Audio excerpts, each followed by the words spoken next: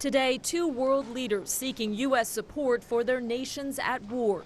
Ukrainian President Volodymyr Zelenskyy on Capitol Hill speaking with lawmakers, and at the White House with President Biden, who announced a new security package for Ukraine. We stand with Ukraine now and in the future. President Zelenskyy then meeting with Vice President Harris. He's pitching his victory plan to strengthen Ukraine, including asking for the freedom to use U.S.-supplied weapons to fire into Russia.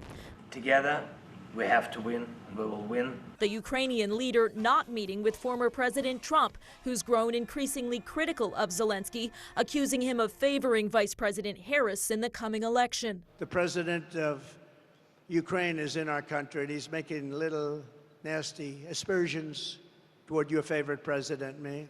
At the same time, Israeli Prime Minister Benjamin Netanyahu arriving in New York for the United Nations General Assembly, where the U.S. and France are pressing for a 21-day ceasefire along the Israel-Lebanon border. Important is war not wide.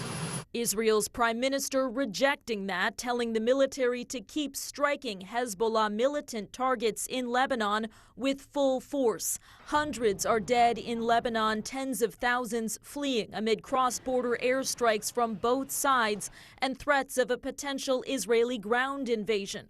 World leaders racing for a diplomatic solution to contain the growing violence. In Washington, Alice Barr, NBC News.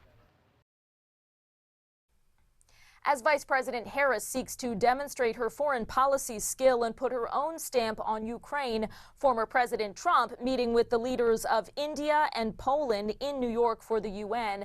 His decision to skip a Zelenskyy sit-down, a signal of the eroding Republican support for Ukraine.